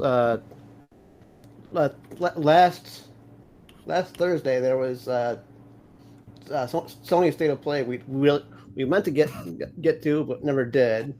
But this week there was a bunch of early insights into the Shadow of the Erdtree DLC for Elden Ring. So I'm sure we'll probably at least touch that a little bit. And there's a couple other leaks that have happened as far as upcoming gaming showcases in the next couple of months. So we'll probably touch that as well. 9 p.m. EST tomorrow. Well, I really appreciate you having me on last week. Even though I was just filling in for Tim, Thanks for filling in. That was fun.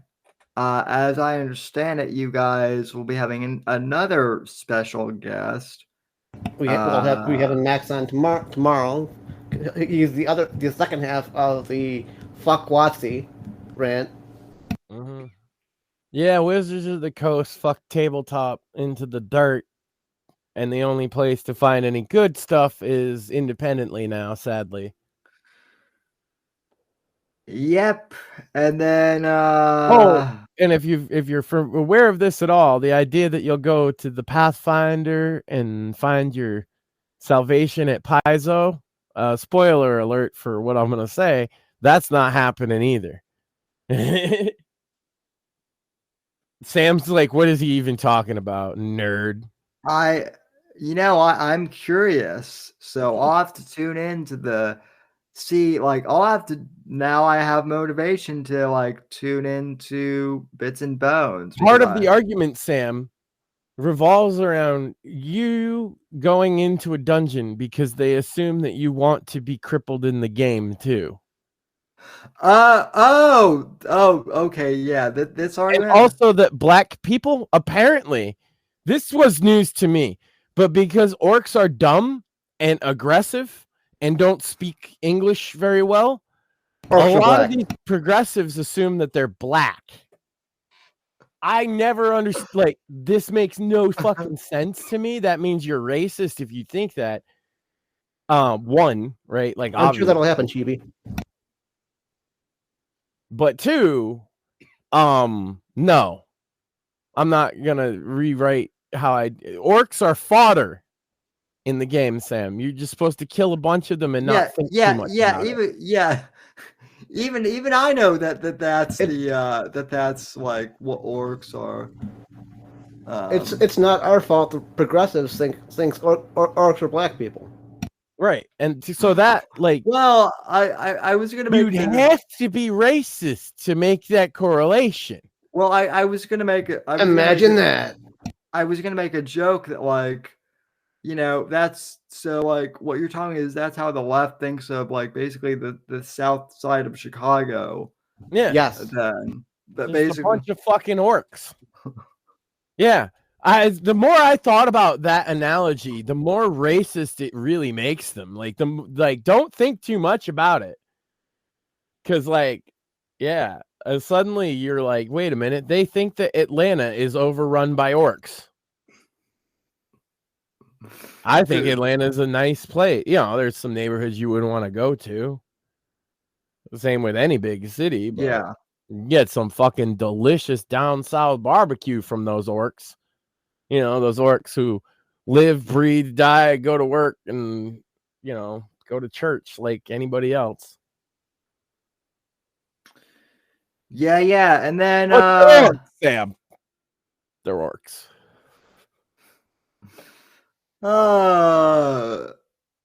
Yeah. Gamer Girls is getting shouted out in chat. I think the top rated segment on the Sandwich Makers show was Pokemon. Yes. Even I was interested in that. So, and also I agree, gamer girls do rule Apex. Yeah. So mostly let me phrase that. I've agreed, Sam, to like just let the girls do whatever they want because like I'm not their target audience. And so like if I tell them what to do, it would probably not work. If you tried to tell them what to do, they would probably maybe not Instead, Sam, I get pages of show prep. I don't know what to do. which I've seen. People think that like Max gives me crap, but Maxine was like, here's how you do show prep, and she sent me photos of like 3 notebooks. She hand writes it in a binder type deal, and then she types it up from that. And then usually she goes back and fixes any like mistakes. And then I get sent that. And I'm like, hun, the show's not till Saturday. It's Sunday. I said, what's this thing you call show prep? What?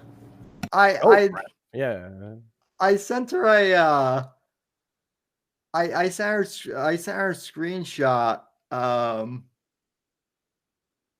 of our show prep. I'm pretty sure their one assignment though was to watch Detective Pikachu. I wonder if they'll actually do that. They'll give me these reams of prep. And then, the show's good. They're nervous. That's probably why they do so much prep is because they're nervous. Because none of them have ever done a podcast. Now they've done 2. So they're trying to be like prepared. We're over here like me and you, we just show up usually. You have an idea. You're like, we're gonna talk about, and we have talked about everything you said from the message earlier, I think. Yes, we have. I will say I prepped for my interview.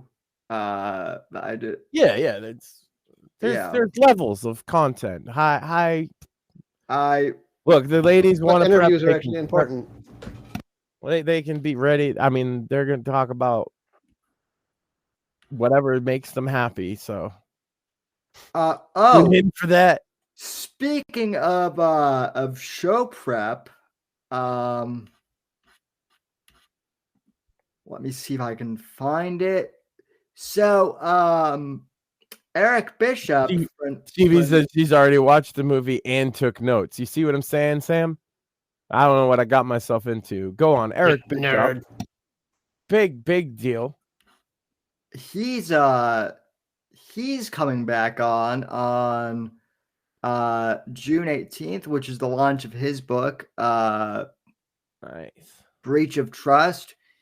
And this will be his first live podcast. He'll be live with us. And I want to show something here real quick. I didn't have a chance to retweet this. But let me see if I can find it. I know he's been doing what is it? Tale of Two Scribes, is that it? Well, that's his podcast, which is really good, Yeah. and everyone should check out. But I would like to point out here, I mentioned the graphic. And also, The Body Man is really good. Just want to point that out for anybody that hasn't picked. If you've picked up both Sam's books, The Body Man is a pretty good next recommendation. Body Man is actually on sale for $2.99 on Kindle this week. $2.99, pretty good for that book. I'll give you that. Also, though, okay, you can see that. So, this is the This is the preview page for Breach of Trust, in which these are all the people who. I had to hide myself, Sam, because your blurb was underneath me. Yeah. So here are all the authors and beta readers, and there are actually some pretty notable names here. But I would like to point out that mine is at the very bottom there, and I'm honored to be featured in one of his books. This is my first blurb as an author that I've done for another author, and it was a huge honor to do so. So I'm really looking forward to having him on for his first live podcast, and I believe this will be the first time that either of you gentlemen have actually spoken to him. Correct. Too. Yeah, I'm pretty sure. Yeah. So June 18th, that's a Tuesday. So I may actually have to be on time instead of like cripple time. I may have to be on author like deadline time. Like Actual professional time? What's that? Like the rest of us time? Yeah, non-cripple time. So 13 days out too. Actually, probably 12 now, since it's June 6th and he posted this on June 5th. But yeah, go and check out The Body Man because it's great, and pre-order Breach of Trust. And that's all the promoing I have. Also, subscribe to the locals if you are so inclined to support the show financially.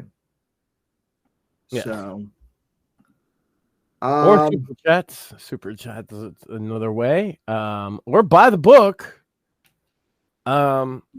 And of course, you check out Bits and Bones tomorrow. I'll be on there, and then Saturday. This will be a big week for me, Sam, because Saturday they'll make sure to shut me the fuck up and do the Sandwich Makers broadcast. You got a full week of events scheduled, sir. So when's Maxine going to break up the duct tape for you, Sam? Max? No, I designed a filter to where I can still talk and be a dick, but it just doesn't get picked up, so I win. God damn it. Yeah. So yeah, great show. Thanks to everyone who, tuned in tonight. I don't think we got any super chats. I apologize for the technical errors earlier, and I hope it seems like everyone enjoyed the intro. We will refine that and get a cleaner version.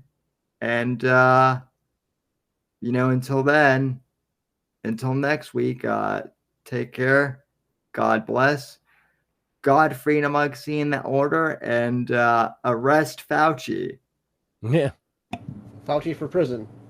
Later. Later, folks. Thanks for listening to The Whitfield Report on the NGC Network. Please visit Sam's website at www.thesamwhitfield.com and support Sam on Patreon at patreon.com/Whitfield Report. Until next time, God bless, God save this great nation, and God, freedom, legacy, in that order.